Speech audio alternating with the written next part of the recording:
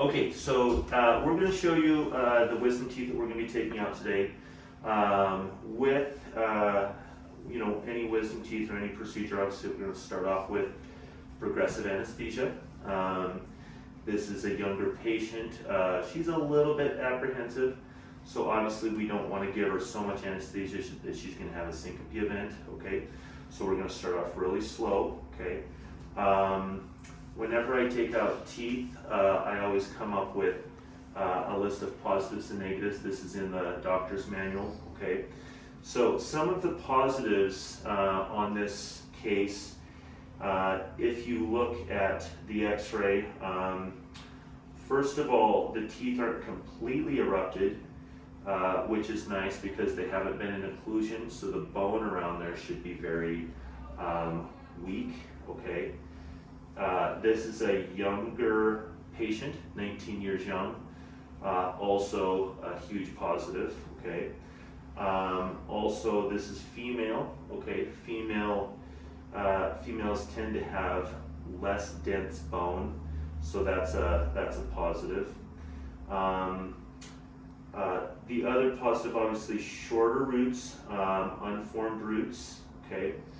So those are kind of the positives. I'm not really concerned about the teeth being around the IN. That's another positive. Some of the negatives, the teeth aren't completely erupted, so there might be just a little bit of access issues. The other negative would be they're just a little bit mesial angled, so we might have to do a little bit of luxating to get them to go a little bit distal, okay? So what's kind of our game plan here is, obviously once we get her numb, and we'll show you how numb we want her to be and how many cartridges we're going to use, then we're going to take the luxator, almost like a periosteo elevator, kind of go around, make sure that there's a pathway for the teeth to come up through, and then we're going to kind of luxate distally and just loosen up the teeth. Then we're going to come in with our forceps, and you're going to see that my first movement is going to be rotational. Rotational, even though it's a multi-rooted tooth, is going to loosen up the PDL and expand that bone so that I can hopefully start moving it buccal and lingual. So it'll be rotational, buccal lingual, actually it'll be distal luxation, then rotational, then buccal lingual, and that should be it, okay? So just make note, and this is a very common case. Now the uppers, she does not want to get out. Usually I'm super comfortable if the teeth are more coronal than the CEJ. We're right kind of at about that limit, but these wouldn't be the most difficult uppers to also get out, but she just wants the lowers out.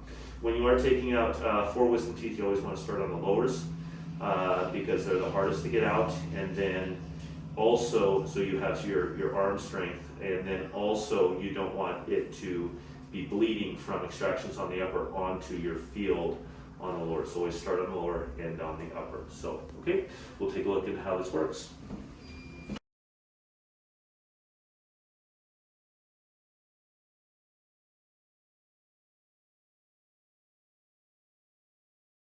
Obviously, before we ever stick a needle in someone's head, we're going to ask them if they have any medical issues. Any medical issues, are we okay to get you know? Yes. Okay. So again, we're going to use progressive anesthesia, and this progressive anesthesia we're going to use right at the IN. So we're going to do the block here. So go ahead and open big, and then I'll have you watch that. Okay, so when I do the IN, I'm not going to put my finger on the ramus. That's too close, because if you take a look at this, it's only a centimeter away. So what I'm going to do is I'm going to pull her cheek, and now you can see that it's really about an inch and a half away. And then I'm going to look for the raphe there, okay? And that's exactly where my entry point is. So I'm going to go there, and I'm going to go in 2 millimeters, and I'm going to give her just a couple of drops, okay? And then I'm going to come in towards the buccal, and again, about 2 millimeters there, and give her a couple of drops. and then I'm going to drop 1 drop right here on the vestibule, and then I'm done. Okay, so you can see that one. Now, this is just going to go ahead and do a little rinse. I'm going to turn my bent needle towards the other block here. Okay, so again, I'm going to just pull her cheek back. I'm very far away. I'm looking for my raphe, and then I'm coming right at it. Okay, I'm going to go 2 millimeters, 2 drops, 2 millimeters, 2 drops, and then I'm going to go 2 millimeters, 2 drops, and then we're going to let that cook. Okay. So we've done our first round of anesthesia. Now we're going to give her a little bit more. I've used a total of a quarter carpule of anesthesia to this point, and now we're going to give her just a little bit more. Okay. So again, same thing. Okay. So here we go. Now I'm going to go ahead and sound on bone, and I'm going to give her just a tiny little bit, then a little bit here on the buccal, and then out towards the vestibule. Okay. And then we're going to twist over here, and we're going to do the same thing here.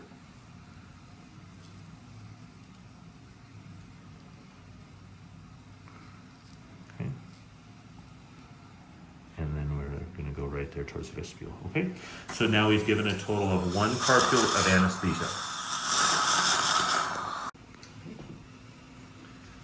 Okay, so we're going to come in with our third round here. Now I like to give it a little bit of time so that things can kind of settle in, the patient becomes less apprehensive, and we're not overloading her with epinephrine, okay? So we've given her 1 total carpule of epinephrine. We've probably waited about 3 or 4 minutes, so we're going to give her the second carpule here, okay? So exact same here.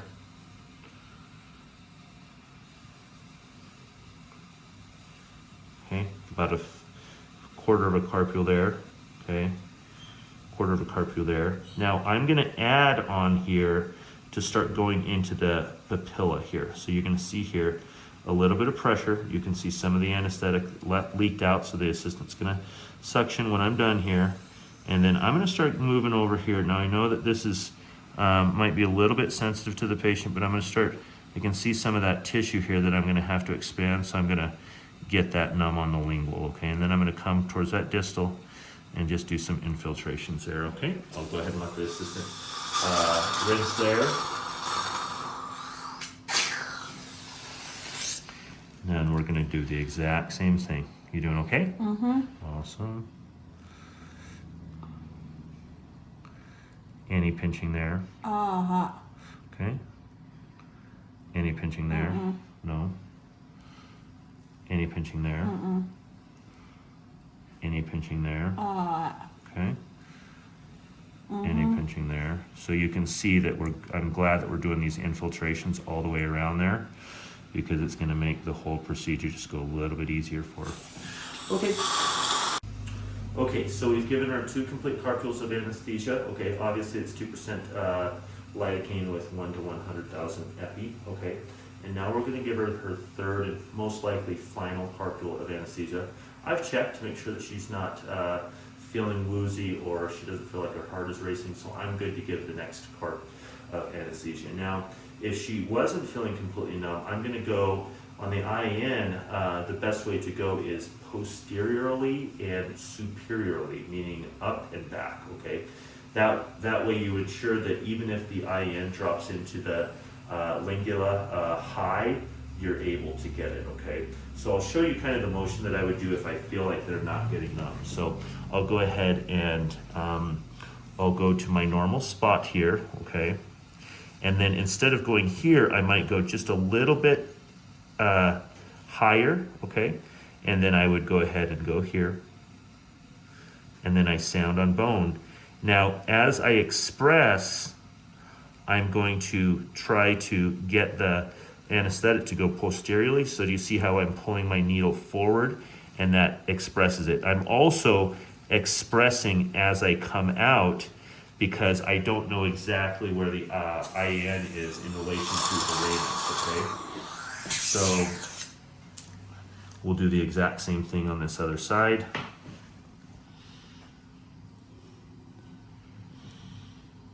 of just spread it there. And then I'll go ahead and just do some tests here to see how numb she is. Any feeling any of that? Mm-mm. Any of that? Mm-mm. Any of that? Mm-mm. Any of that? Mm-mm. No? Okay. Okay, so for the assistants that are watching this, obviously it's a basic tray, okay, but we're gonna have a surgical suction, high speed. We are gonna have the low speed, and then we're gonna also have the air water syringe tip to retract the cheek, okay? We're gonna have some gauze. Usually we're gonna have a little bit more extra gauze than this, just because we're gonna wanna place that as soon as one of the teeth comes, so that we can stop the bleeding very quickly, okay? Obviously our anesthetic needle is back behind here. And again, this is our dirty area, okay? So really, all of this needs to be wiped down very well, okay? Now, all of our surgery instruments are continued to be bagged, and they're back in this, I would call this semi-contaminated area. We're gonna leave all of these in the sterilization bags, and we're only gonna have the doctor rip them out when he or she is ready, okay? So we have the kit of the 3mm luxators and the 5mm luxators, okay? We have the 151, okay, the lower forceps, universal forceps. We have the lower root tip forceps, and we have the cow horn. This is the normal setup for an for lower extractions. If we were doing upper extractions, also, we would be adding in the 150, and we would also be adding in the upper root tip forceps, okay? So those are gonna be the instruments that you use for pretty much all extractions, okay? Now, if we felt like this was gonna be a surgical extraction, we would also set up the surgical burr so that we could trough bone and cut the tooth. But these are gonna be just the normal instruments that we use, okay? Okay, so for the first instrument I'm gonna use my 3mm luxator, okay? And I'm gonna use it kind of as a periosteal elevator, okay? And I'm gonna go very slowly. Again, we've talked about you're not gonna be putting your palm of your hand on this. This is the most force that you're gonna use, okay? It's essentially probably the most force I would use is the amount that it takes to open up a doorknob, okay? So open big, okay? And then I like to use my fingers to kind of protect the area here, but we're gonna kind of slide down the mesial buccal here and just kind of release some of the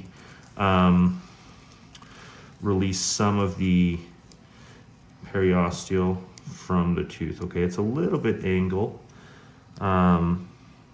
Okay, any sensitivity there at all? None, okay. So then I'm gonna come here, and I'm just gonna kind of hold her jaw and just kind of feel how things move here. Now, if you see here, I'm gonna start luxating distally, and I'm getting a little bit of movement there, okay? Okay, so you're feeling a little bit of sensitivity there? Yeah. Okay, so when the patient starts feeling sensitivity, I'm gonna ask, where do you feel it? Is it on the outside by the cheek, on the inside by the tongue, down at the bottom? Where do you feel it? Like in the middle. In the middle of the tooth, okay. So when the patient says middle of the tooth, what are we most likely thinking? It's probably the IEN, okay? So we're probably looking at getting her a little bit more numb as an IAN block. Now, if she said buccal or cheek side, I would probably do infiltration on the buccal. If she said on the inside by the tongue, it'd be infiltration more towards the lingual. Now, as soon as we're able to break the IAN or the main nerve, she's gonna feel a lot less pain. And I kind of felt like it released a little bit, so I'm kind of confident that me getting her a little bit more numb and her kind of bleeding there for just a second is going to make the tooth even more loose, okay? So let's go ahead and get her just a little bit more numb.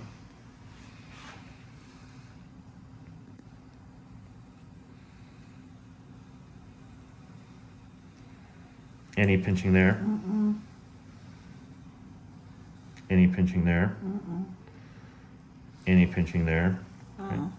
And then we also might want to see if we can slide down the PDL just a little bit and get some of that anesthesia underneath the tooth.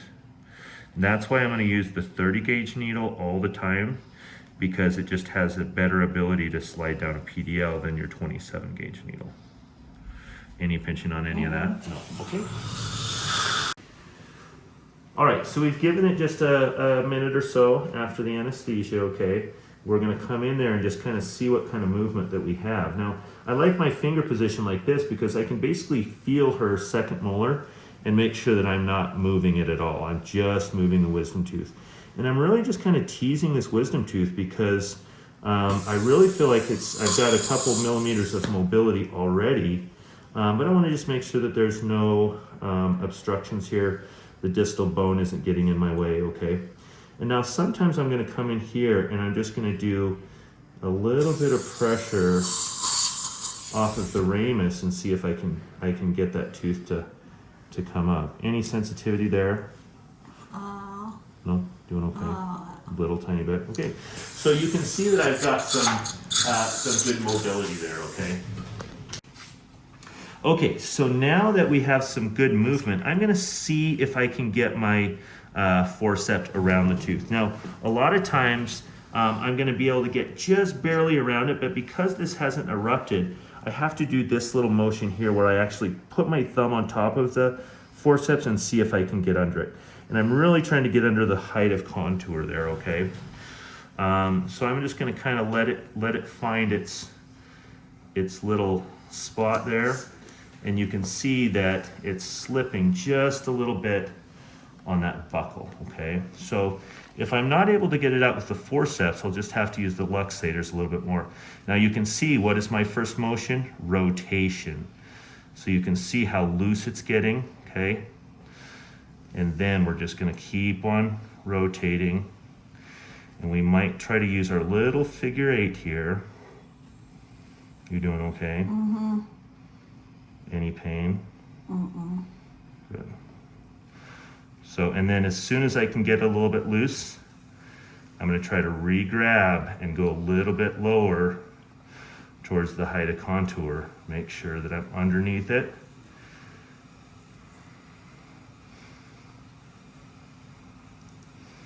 I'm just trying to get really mobile there. And I know that those roots aren't completely formed, so I'm just gonna kind of keep on going here. Good. All right, so very, very loose there. Okay, so then I'm gonna come in and just see if I can get it to pop out with my luxator.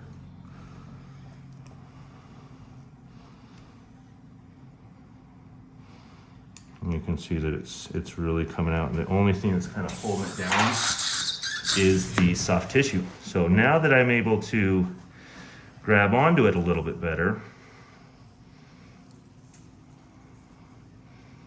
then I'll just do some of my figure 8 until it comes out, okay? And there's the first one, okay? So the first thing that I'm gonna do, now you can see here, in order to keep the tray as clean as possible, I'm gonna use my bag, my sterilization bag, and I'm gonna place the tooth on that, okay?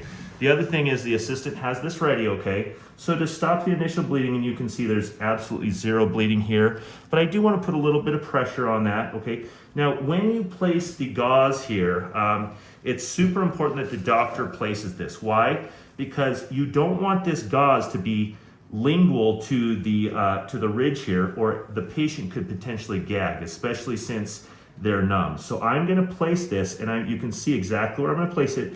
I'm pressing it up against the ramus so that they're biting on the extraction site instead of on their tooth, okay? If they're only biting on their tooth, they're not gonna create enough pressure to stop the bleeding, okay? So go ahead and bite down there for me, okay? And that's how we take out that first tooth. Okay, so then after I've had her bite down on the gauze, okay, we're gonna check the gauze, okay? And you can see here that is very little bit of bleeding, okay? When do I get concerned about bleeding is if this whole thing were red. And what is the easiest way to stop bleeding is pressure, okay? Maybe you could add a collagen plug, but with this amount of bleeding, we're super good to move on to the next tooth. Okay, so for the next tooth, we have the same configuration here, okay? The only difference is there's a little bit of skin, a little bit of gum tissue right on the occlusal surface. So I'm just gonna kind of use my 3 millimeter luxator kind of exposed that. So you can see there, that's completely exposed now. Sometimes that gum tissue will tear just a little bit, not a big deal. So then I'm gonna come back to my same spot here and see if I can get just a little tiny bit of distal luxation there, okay? So I'm kind of letting my luxator find the spot there, and then I can feel that tooth just kind of loosen up there. Any pain at all there? No? Just pressure? Yeah, I felt it come up. You felt it come up just a little bit, kind of weird, huh? Okay, so she felt the tooth kind of loosen up and it kind of released from the PDL, okay?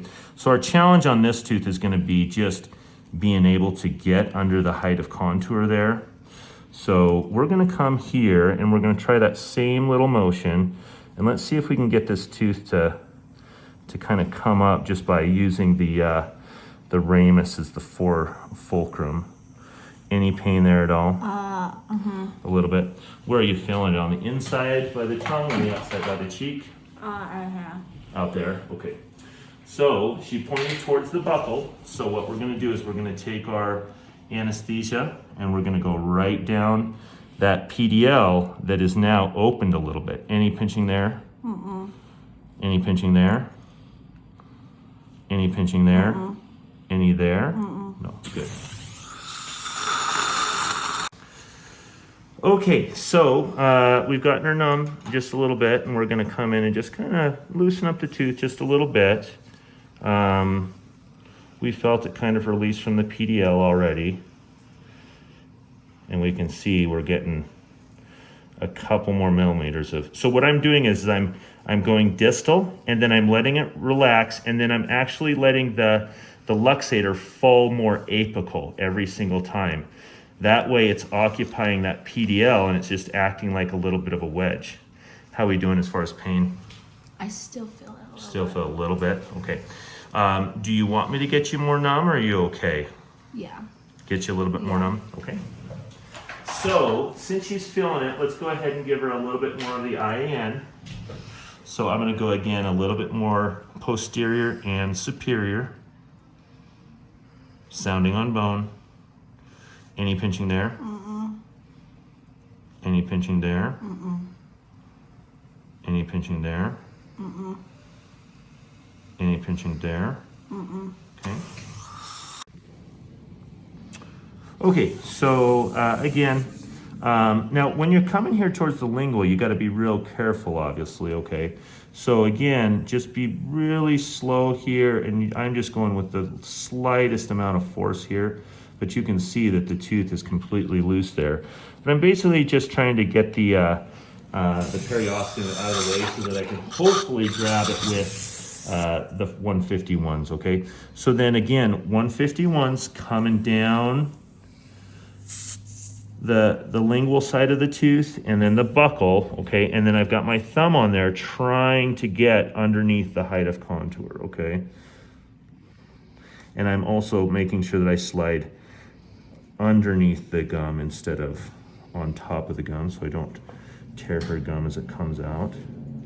And I'm doing just rotational movement here. I'm trying to get rotational movement.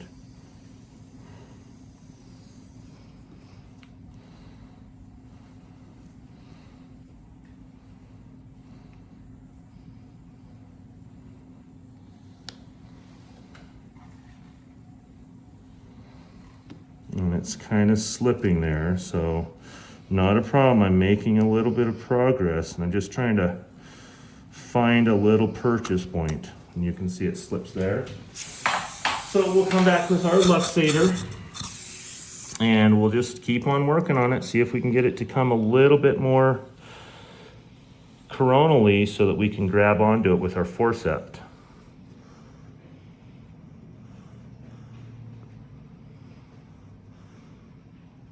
And you can see it starting to move coronally there. And now you can see how far coronally it's come. Okay. So then what we'll do is we'll see if we can grab onto it with our forceps now. And you can see how much I'm able to grab now. And then I'm just doing my rotational movement and just kind of slowly letting it come up. Okay. So we have our gauze, but we're gonna go with both of them at this time, okay? So we're gonna go here and here. Go ahead and bite all the way down, okay? And after we pack the gauze, that's how we take out those wisdom teeth. Now we're going to just ask the patient how they're doing, okay? And then we'll go over the post-op instructions, which are, we have some post-op instructions here for you. We have some extra gauze. You're gonna swap out the gauze in a half an hour, throw that gauze away after an hour, okay? If you have any more bleeding, you can pack some extra gauze after that, okay? You're looking for gauze that is soaked wet, red, no white in the gauze, that's an issue, okay? We're gonna get you some post-op instructions so you don't have to remember anything that I tell you. We have some pain management instructions at the bottom, okay? And then I'll be giving you a call later on tonight, make sure that everything's going okay. You've got my cell phone number, give me a call if you have any questions.